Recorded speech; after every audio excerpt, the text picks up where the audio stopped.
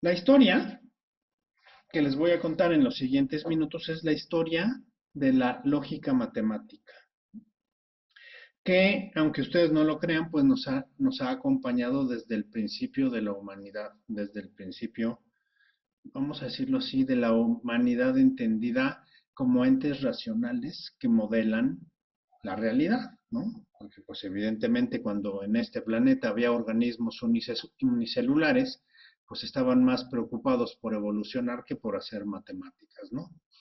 Pero desde que podemos concebir al Homo sapiens y desde que podemos concebir al ser humano como un ente racional que modela el mundo para entenderlo y modificarlo, pues entonces, desde entonces nos acompaña la lógica matemática. Y me voy un montón de tiempo atrás, vean que me voy a la Grecia antigua, más o menos en el año 300 antes de Cristo. Y central, digo, podríamos pasar todo el semestre hablando de la historia, ¿no? De las grandes culturas de la humanidad, pero yo solo voy a esbozar algunas ideas sobre cómo ha avanzado la lógica matemática. Así es que ubíquense en aquel entonces, hace mucho tiempo ya, teníamos como a dos grandes pensadores que además todos conocemos hasta nuestros días, ¿no? Aristóteles. Aristóteles, su principal trabajo, dentro de todo su trabajo intelectual, lo que hizo fue codificar la lógica. Lo que él hacía, si se acuerdan de sus clases de lógica, era a partir de silogismos poder mecanizar el pensamiento y poder decir cuándo una afirmación era válida y te llevaba a una conclusión verdadera, o por el contrario, cuando una afirmación estaba mal formulada y o te podría llevar a una solución totalmente equivocada o inválida. De alguna manera, la lógica aristotélica es como esta primera noción que tenemos de la lógica, ¿no? Si A, luego B, entonces C. Y lo que dice Aristóteles es la mente humana para entender, para razonar, para seguir un proceso racional lógico, lo que hace es seguir silogismos, funciona por silogismos, lo que implica que de alguna manera nuestro razonamiento es mecánico. Un silogismo al final es mecanizar el pensamiento. Al mismo tiempo que Aristóteles planteaba estas ideas sobre la lógica, Euclides planteaba sus primeras ideas sobre lo que era la matemática. ¿Se acuerdan el mapa que les ponía ayer, en la sesión de ayer, el mapa de las matemáticas, donde yo les decía, tenemos un área morada, que son los fundamentos, tenemos un área azul, que son las aplicaciones, y tenemos un área en el centro, que son es como el origen de las matemáticas? Bueno, en la parte original, en la parte originaria y fundamental de las matemáticas está la geometría. Y un geómetra muy famoso es Euclides. Euclides fundó todo lo que es la geometría euclidiana. ¿Qué dice la geometría euclidiana? Pues la geometría euclidiana lo que trata es de representar la realidad. Y lo hace, se acordarán de la geometría euclidiana, a partir de las figuras geométricas básicas. Todo lo que está en nuestra realidad se puede representar con cuadrados y rectángulos y triángulos. ¿Se acuerdan de esa parte? Y yo puedo medir sus lados y sus alturas y puedo medir además sus ángulos y con eso puedo describir absolutamente toda la realidad. Eso es la geometría euclidiana. Noten que la geometría euclidiana sucede en un plano cartesiano plano, ¿no? De, de dos dimensiones. Difícilmente hablamos de volúmenes, simplemente planteamos la realidad en un plano. Y es muy fácil entender la geometría euclidiana. Cuando ustedes estudian geometría en su educación básica, lo que hacen pues es fundamentalmente geometría euclidiana y estoy seguro que todo el mundo lo recuerda y todo el mundo hoy podría retomarlo y calcular el área de un triángulo, ¿no? Bueno, lo que hace Euclides, más allá de pintar estas figuras geométricas, es proponer una geometría de la realidad. Y entonces fíjense cómo junto con toda la estructura de la lógica de Aristóteles y toda la estructura de la geometría de Euclides, pues lo que teníamos era una concepción de la realidad y de cómo funciona la mente humana, de cómo funciona nuestro razonamiento. ¿Ok? Que, como bien decían en su nube de palabras, pues al final, gran parte de las matemáticas se trata de eso, ¿no? El mundo entonces entendía a la realidad a partir de estos primeros modelos lógico-matemáticos que les estoy contando, ¿no? Pero vamos a avanzar y voy a dar un brinco descomunal y me voy a ir hasta el siglo XIX. Y voy a hablarles ahora de un gran cambio que hubo, por ahora lo voy a hacer en la parte de la geometría, en la parte de las matemáticas. Esos dos personajes, Friedrich Gauss y Nikolai Lobachevsky, esos que nombró ahí, le dieron un gran giro a lo que era la geometría. Fundaron la geometría no euclidiana. ¿Qué es un poco eso que ven ahí? Fíjense lo que dicen. Y ven, este dibujito me gustó porque me ayuda a explicar muy fácil lo que les quiero explicar. Lo que ellos dicen es, la geometría euclidiana funciona si el universo fuera un plano. Vean esta primera figura, ¿no? Yo pinto un triángulo y el triángulo, pues es un triángulo pintado en ese plano. Pero lo que se preguntan después es, ¿pero qué tal que el universo no es plano? ¿Qué tal que el universo es curvo? Y yo pinto sobre el universo, sobre este plano del universo, que ahora es curvo, pinto un triángulo. Pues ahora ese triángulo ya no parece un triángulo, lo que parece ahora es una parábola, ¿no? Pero ¿y qué pasa si el universo no está curvado de esta forma, sino está curvado de esta otra? Ah, bueno, pues entonces ahora resulta que un triángulo ya no es un triángulo. Un triángulo ahora parece aquí una hipérbola, ¿no? Es decir, lo que dice la geometría no euclidiana es, en un plano, un punto es un punto, pero si ese plano no es plano y ese plano es una circunferencia, por ejemplo, entonces el punto ya no es un punto, es una circunferencia. ¿Qué es lo que están diciendo cuando plantean esta lógica de la geometría no euclidiana? Lo que están diciendo es, una, el mundo no es plano. Dos, la realidad o la geometría depende de en qué plano lo pintes, ¿no? Tiene mucho que ver con otras cosas que pasaron siglos antes, cuando piensen en algo tan simple como, pues al principio pensábamos que la Tierra era plana, ¿no? Bueno, todavía hay algunos que piensan que la Tierra es plana, pero con el paso del tiempo nos dimos cuenta de que la Tierra no es plana. Luego entonces surgen todas estas ideas revolucionarias en nuestra mente de, entonces la geometría no tiene por qué ser plana. La geometría depende del plano donde lo pintas. Esto, visto desde una perspectiva más grande, lo que está diciendo, pues la geometría no es absoluta, la geometría es relativa. Y me estoy adelantando muchos años a lo que después se convertiría en lo que ya decía Einstein hablando de relatividad. Pero este es un primer viso de la relatividad. La geometría depende de cómo es el plano donde la pintes. Imagínense a los matemáticos de aquella época, pues fue un gran cisma en la cabeza. Oye, a ver, espérame. Ahora sí que, como dicen en el lenguaje coloquial, pues ahora sí que me moviste todo el tapete porque me cambiaste la forma en que tengo que percibir al mundo. Absolutamente me rompiste los esquemas mentales porque cambia la manera en que tengo que entender la realidad. La matemática nuevamente me está ayudando a entender la realidad. Y ahora la entiendo de manera distinta, pero igual la represento con matemáticas. Eso es lo que dice en resumen esa lámina que están viendo ahí. Ahora, ¿qué pasó con la lógica? ¿La lógica se quedó en la lógica aristotélica? No. También por ahí del siglo XIX, este señor George Boole fundó lo que era toda la lógica booleana. Y la lógica booleana le quita todo el mecanicismo a la lógica aristotélica. Luego entonces, nuestra mente no funciona como una máquina.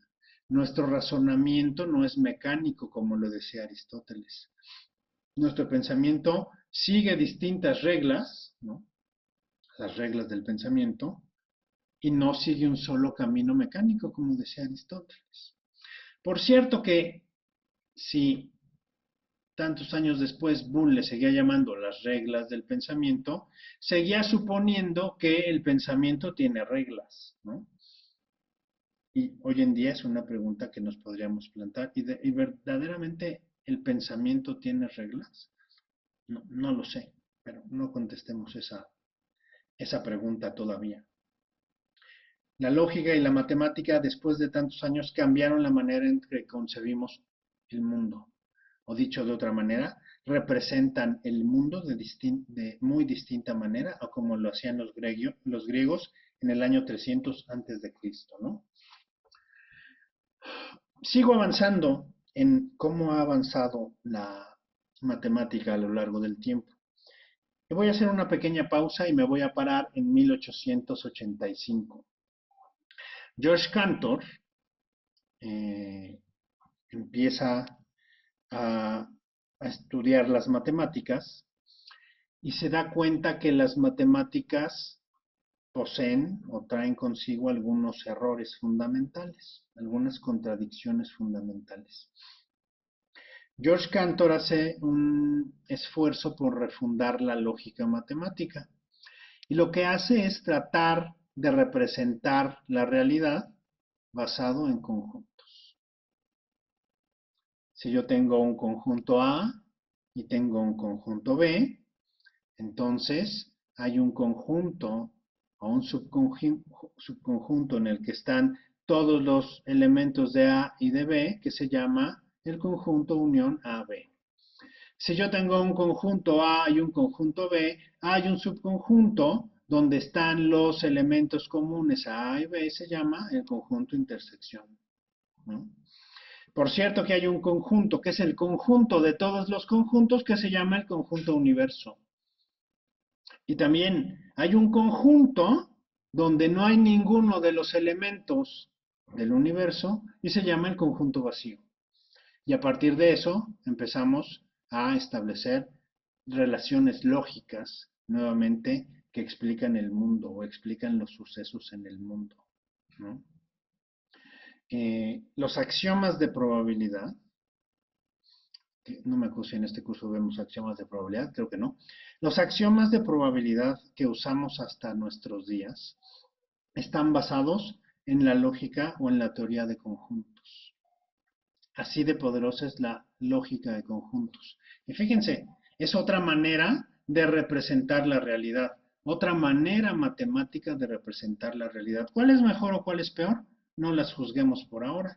Simplemente son o han sido distintas maneras de representar la realidad a lo largo del tiempo.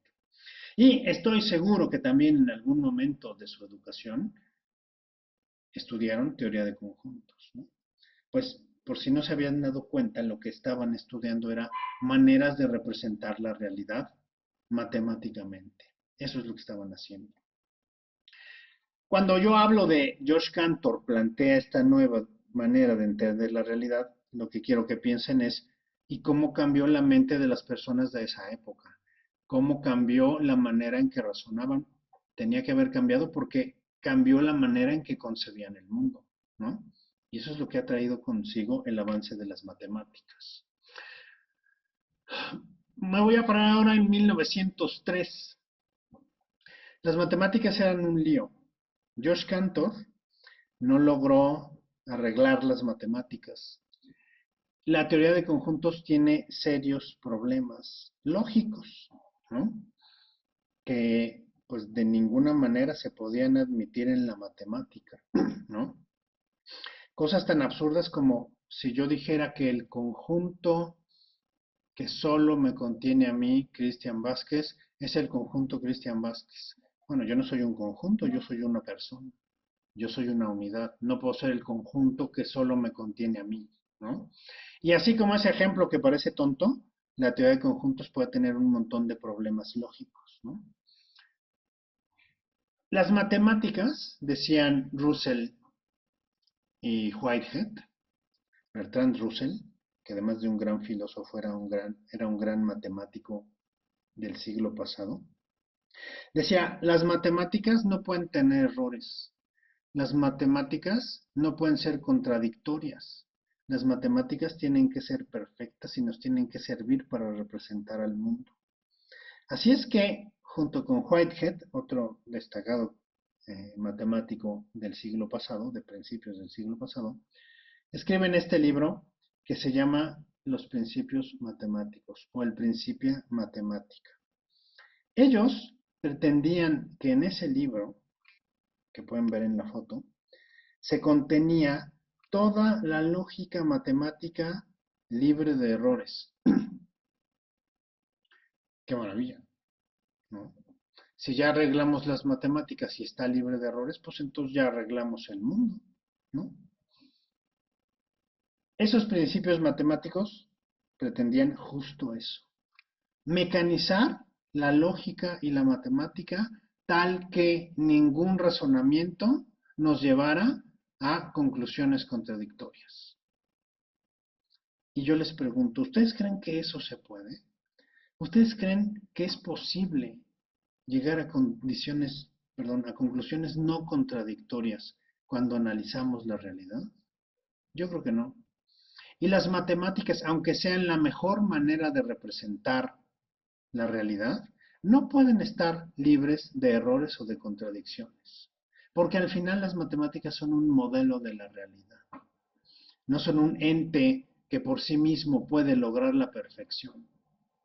Pero tal era la preocupación a principios del siglo XX que ojalá pudiéramos atender al principio matemática, seguir los razonamientos libres de errores que ahí se proponen y entender la realidad sin conflicto alguno. Eso no puede ser. Y Kurt Gödel, acabo de brincarme como 27 años, me estoy parando en 1931, Kurt Gödel se hacía la misma pregunta que nos acabamos de hacer nosotros ahora. ¿Es posible que las matemáticas estén libres de errores y de contradicciones? Y su respuesta fue no, no es posible. Y lo demostró. Él publica en un documento el principio de la incompletitud. Y lo que dice, vean qué importante conclusión. Se llama principio de la incompletitud porque dice, todo modelo de la realidad es incompleto. Incluso las matemáticas, que son un modelo de la realidad, están incompletas. ¿Qué significa que un modelo sea incompleto? Que un modelo sea incompleto significa que no puede representar en su totalidad a la realidad, porque la realidad lo excede. No podemos representar la realidad. Ni siquiera las matemáticas pueden representar de manera cabal la realidad. Por eso es un modelo incompleto. Además, ¿qué significa que sea incompleto? Bueno, si yo propongo un modelo que es completo, que a la vista es completo, lo más seguro es que tenga contradicciones a su interior. Y las matemáticas, como cualquier modelo, lo tienen. ¿Por qué es importante esto que les estoy diciendo?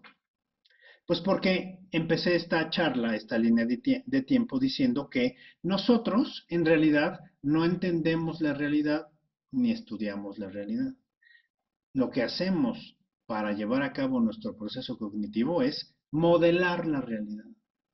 Bueno, pues la mala noticia es ningún modelo, ni siquiera las matemáticas, pueden representar en su totalidad a la realidad. Por lo tanto, todas las decisiones, todo el conocimiento y todas las conclusiones que obtengamos del modelo estarán incompletas. No los quiero desilusionar, pero eso pasa en cualquier modelo, en los modelos económicos y en los modelos matemáticos y en los modelos sociales, peor porque además implica el comportamiento de las personas. No hay ningún modelo que sea completo. Y no se los digo nada más porque, bueno, yo se los digo después de casi 100 años, pero Kurt Gödel lo demostró en el sistema matemático. demostró en el sistema de los números reales que las matemáticas son incompletas. Mala noticia, jóvenes. Mala noticia, no podemos entender la realidad. Buena noticia, podemos modelarla y tratar de entenderla. Mala noticia, nunca la vamos a poder modelar en su totalidad porque cualquier modelo cumple con el principio de la incompletitud. Kurt Gödel, por cierto, era un excelente matemático. Cuentan las historias, y ya a lo largo del semestre les presentaré a otros grandes matemáticos del siglo XX, que Einstein tenía una imaginación portentosa y era un físico fuera de serie, pero no era tan buen matemático como él hubiera querido. Se apoyaba de buenos matemáticos para poder llevar sus teorías a un modelo matemático. Y cuentan que entre esos buenos matemáticos a los que se acercó Einstein estaba Kurt Gödel. Ambos compartieron su tiempo en la Universidad de Princeton a principios del siglo pasado. Ambos tenían cátedra en la Universidad de Princeton y ambos pues eran colegas, ¿no? Trabajaban en distintos proyectos y uno de los grandes proyectos en los que Gödel ayudó a Einstein pues fue a desarrollar su teoría de la relatividad y su teoría de la energía y todas estas grandes teorías que nos dejó Einstein por ahí de principios del siglo pasado y que ahora les voy a platicar algunas. Imagínense que ustedes son matemáticos que se sienten los todopoderosos porque tienen en sus manos el modelo abstracto más exacto de la realidad y llega un tipo como Kurt Gödel y les dice que por supuesto que no son los todopoderosos y que las matemáticas, lo sentimos mucho, no representan a la realidad en su totalidad porque es un sistema incompleto. Otra vez, piensen en su cabeza el cisma en la cabeza de los matemáticos de aquella época. Y cómo eso que le pasa a los matemáticos, esa gran duda, esa gran incertidumbre que te causa, pues lo vas permeando a toda la sociedad. Otra vez, otro gran cisma en la lógica matemática. Otra vez cambia la manera en que percibimos el mundo. Y bueno, si hablamos de cambiar la manera en que percibimos el mundo, pues basta hablar de Einstein, ¿no? Más o menos pongo ese periodo de tiempo de 1905 a 1920, porque fue el periodo en el que desarrolló todas sus grandes teorías, ¿no? Hay un paper muy famoso de él, de 1905, que contiene 4 temas. Los más famosos son los que hoy todo mundo recordamos, porque se han vuelto pues temas de la cultura pop, ¿no? La teoría de la relatividad, uno, y la relación de la masa y la energía, otro, ¿no? Cambiaron la manera en que percibimos el mundo, porque lo que dice Einstein es, pues a ver, hablando del universo, el universo no es plano, ¿no? El tiempo y el espacio son la misma cosa, ¿no?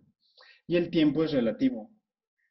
El tiempo no es absoluto, depende de dónde o desde qué punto o desde qué momento lo percibes, ¿no? El universo está curvado y el tiempo es relativo. Bueno, pues entonces yo ya no entiendo nada. Piénsense en esos años y piénsense que todo lo que sabían o creían que sabían de todo el tiempo atrás que ya les platiqué, ahora les dicen que no es cierto. Que nada de lo que les han dicho es cierto. Que hay que entender el mundo ahora de esta nueva manera. ¿Se imaginan nuevamente la manera en que la humanidad cambió y la manera en que cambió la manera en que concebimos el universo?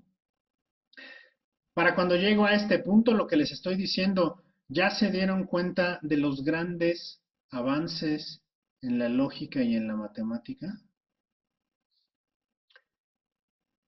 Brutales. O sea, si nuestra mente es capaz de tener esos avances en la lógica y en la matemática, de verdad que tenemos unos cerebros privilegiados como Homo sapiens que somos.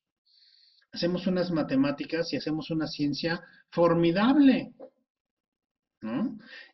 Y me acabo de tener en Einstein. Años posteriores, en años siguientes, pasan cosas increíbles. ¿Quieren ver qué pasa en años posteriores? Vamos a ver qué pasa en años posteriores. Pues nada, pasa que somos unas mentes del tamaño del planeta y resulta que nos pasan cosas como en 1914 la Primera Guerra Mundial. En 1929, la Gran Depresión, la gran crisis económica que acabó con la economía en Estados Unidos y acabó con la economía de gran parte del mundo. Y cuando hablo de hablar de la economía suena muy bonito porque hablo de algo inteligible. Pero cuando digo que la economía es miles de personas que se quedaron en absoluta pobreza, pues entonces es cuando comprendes la gravedad de que suceda una crisis como esa. Pero así como la mente humana es maravillosa para crear teorías, también es perversa para encontrarle soluciones. ¿Cómo le hago para salir de una gran crisis económica? Pues ya sé, hago una gran guerra, ¿no? Y por ahí de 1939 inicia la Segunda Guerra Mundial, que acaba más o menos por ahí de 1945. ¿Saben cuántos muertos se estima que hubo durante la Segunda Guerra Mundial? Digan un número. No les escucho, pero digan un número. Unos 10 millones, ¿no? ¿Unos 10 millones, Mateo? Bueno, ¿cuántos han muerto, dicen las estadísticas, por esta pandemia que estamos sufriendo en el mundo? ¿3 millones? ¿4 millones? Sí, como 3 y cacho. 3 y cacho, ¿no? Vamos a cerrarlo en 3 para no ponernos sentimentales con esto de la pandemia, ¿no? Mapi, no te escuché, pero has de haber dicho una cifra estratosférica, igual que Yasmín, ¿no? Bueno, ahí les va. Hay estimaciones de que la Segunda Guerra Mundial mató alrededor de 70 millones de personas. Evidentemente, entre militares de los distintos países involucrados y civiles. Eso es una locura. Y la pregunta que nos deberíamos hacer es, ¿y entonces de qué demonios nos sirve tanta ciencia y tantas matemáticas si nos pasan estas cosas que ven ahí en su pantalla? A mí me parece increíble. Y estoy hablando de historias viejísimas, de historias de hace un siglo, ¿no? Y entonces me empiezo a preguntar, bueno, ¿y entonces para qué sirve Einstein y sus matemáticas y Gödel y sus matemáticas si nos seguimos muriendo de hambre y nos seguimos matando? ¿No? ¿Quieren ver qué pasa después? Bueno, dicen románticamente que también la guerra da origen a grandes avances tecnológicos, científicos, ¿no? Un gran, digamos, un gran resultado positivo de la Segunda Guerra Mundial fue el nacimiento de la computadora moderna y de la inteligencia artificial. ¿Sí? Aunque no lo crean, el tatarabuelo de las máquinas que tienen ahora frente a ustedes y que nos permite vernos a la distancia, pues surgió en, en medio de la Guerra Mundial, en un lugar cerca de Londres que se llama Bletchley Park. Luego les voy a dejar de tarea ver una película que les va a contar un poco la historia. Y allí en Bletchley Park había un montón de matemáticos sumamente inteligentes, entre los cuales destacaba uno que se llamaba Alan Turing. Alan Turing era un excelente matemático, era homosexual, cosa que en aquel entonces era un delito. Después les cuento la historia de Alan Turing, pero sí, era un delito ser homosexual y lo pagó caro. Pero esa historia se las contaré después. Alan Turing estaba a cargo del equipo de rompecódigos de los países aliados. Los rompecódigos lo que hacían en la guerra era interceptar los mensajes de los alemanes que venían encriptados en un código que se llamaba el código Enigma. Y Alan Turing ideó la manera de romper el código. Inventó una máquina, resolvió o rompió el código de los alemanes Y gracias a que rompió el código de los alemanes, pudo enterarse de todas sus comunicaciones, pudo prever dónde iban a ser sus próximos ataques y se pudo adelantar para detenerlos. Dicen que si no hubiera sido por Alan Turing y su trabajo rompiendo el código Enigma, la guerra hubiera durado por lo menos 5 años más. Eso dicen. Bueno, Alan Turing en medio de la guerra lo que hizo, sin aún saberlo, fue no solo salvar un montón de vidas y acabar con la guerra, sino fundar las ideas iniciales de lo que era la computación moderna y la inteligencia artificial. Y hoy en día, 2021, hablamos de inteligencia artificial como de la cosa más común que puede pasar. Y la vivimos todos los días en Internet, ¿no? Simplemente con los buscadores de texto, los algoritmos de reconocimiento facial, los algoritmos de reconocimiento de voz. Todas esas cosas son inteligencia artificial. Empezaron ahí. Afortunadamente, y a pesar de la gran guerra, nos damos cuenta que como humanidad somos capaces de hacer cosas súper, súper interesantes que transformaron al mundo años después, ¿no? Estoy parado en la guerra, más o menos 1940, ese señor que se llama Frederick Taylor, más o menos se hace la misma pregunta que nosotros nos acabamos de plantear y dice, a ver, este mundo es un desastre. Estamos en medio de una guerra, vivimos una gran depresión y hay montones de empresas quebradas, montones de personas sin trabajo y montones de personas en pobreza extrema, por un lado. Y por el otro tenemos grandes avances en la lógica y en la matemática, pues alguien tiene que hacer algo. Y forma una escuela que se llama la escuela cuantitativista. Y cuando digo funda una escuela, no me refiero a que puso un campus y puso salones y bancas y maestros, no. Hablo de una forma de pensamiento, ¿no? De una escuela de pensamiento. Su principal tesis era, tenemos que aprovechar todo el conocimiento matemático, que es brutal, para resolver los grandes problemas de la humanidad, que son brutales. Tenemos que llevar el conocimiento científico y matemático a las empresas para que las empresas sean más productivas, sean más eficientes, sean más rentables, dejen más derrama económica, contraten más empleados y salgamos de esta crisis por un camino mucho más honroso que la guerra. Y eso hace. Esta escuela de pensamiento en la que nos llevamos las matemáticas, la ciencia, para resolver los problemas de las empresas, de la economía, es de lo que se trata esta materia a la que se inscribieron, que tengo el gusto de compartir con ustedes. De eso se trata, de llevar las matemáticas a resolver los problemas económicos. Porque me voy a adelantar, porque si las matemáticas no sirven para eso, entonces ¿para qué demonios sirven? ¿No? Bueno, ¿quieren saber qué pasa después? Eso. Si no sirven para resolver los problemas de la humanidad, entonces ¿para qué demonios sirven las matemáticas? ¿No?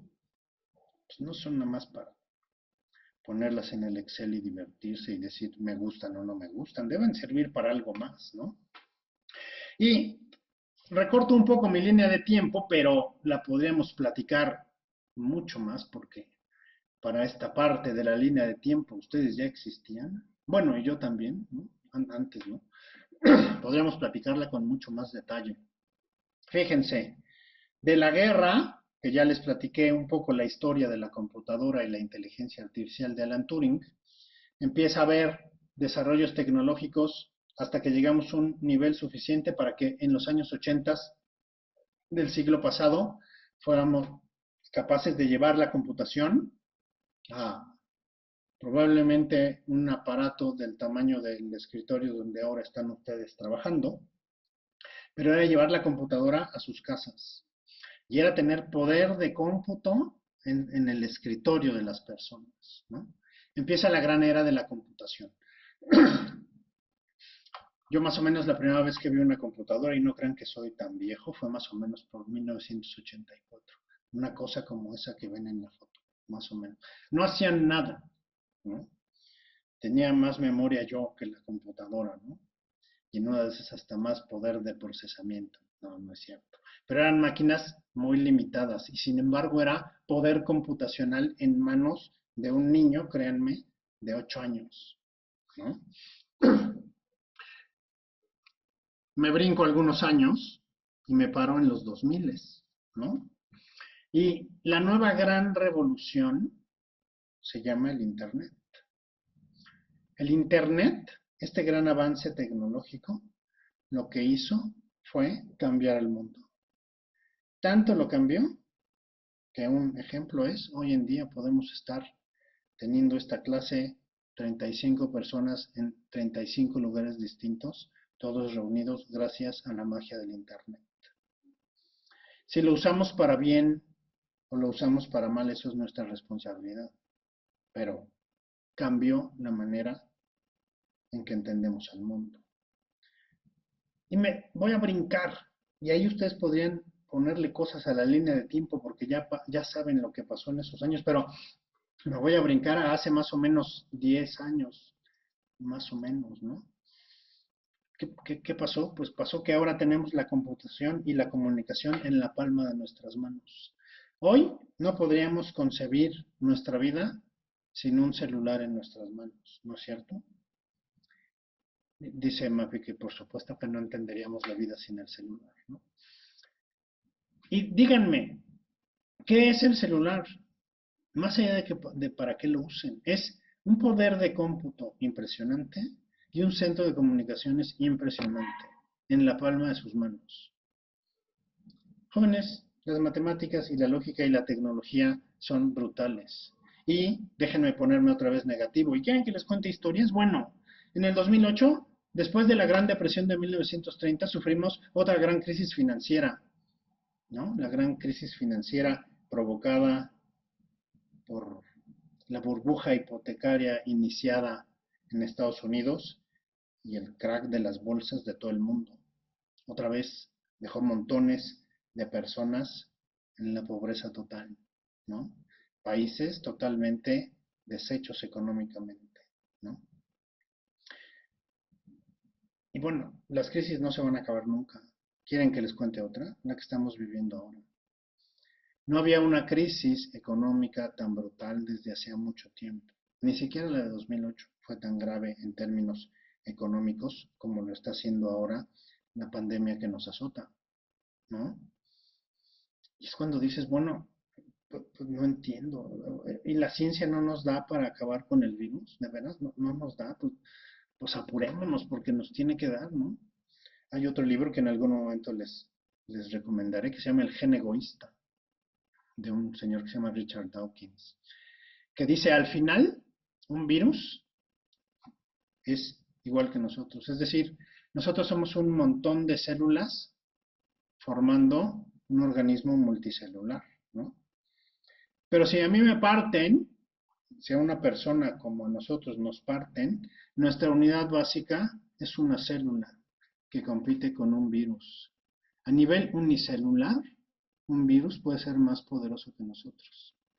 Y pues no necesitan que les ponga ningún ejemplo, lo estamos viviendo, ¿no? ¿Para qué sirven las matemáticas?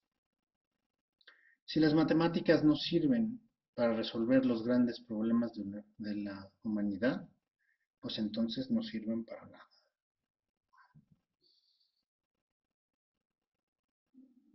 ¿Qué quiero que hagamos en este curso? A ver, no vamos a resolver la hambruna, ¿no? Ni vamos a acabar con la pandemia, ni vamos a hacer que la economía nos dé para todos ser ricos. No vamos a hacer eso, ¿no? Lo que sí vamos a hacer es seguir la escuela cuantitativista que fundó Frederick Taylor.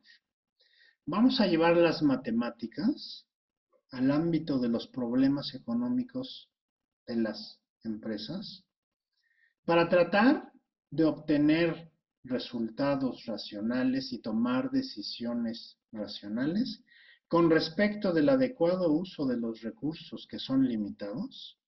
¿Para qué? Para que una empresa sea más eficiente, más productiva, sea más rentable, sea capaz de crear ventajas competitivas y sea capaz de generar derrama económica tal en beneficio de su comunidad, dar empleos, ¿no? Mejorar la comunidad, etcétera, etcétera, etcétera, etcétera. Con la consecuente reflexión que el trabajo que nos queda a los universitarios, como ustedes y como yo, es tratar de, en la medida de lo posible, llevar la ciencia a la empresa en donde trabajamos.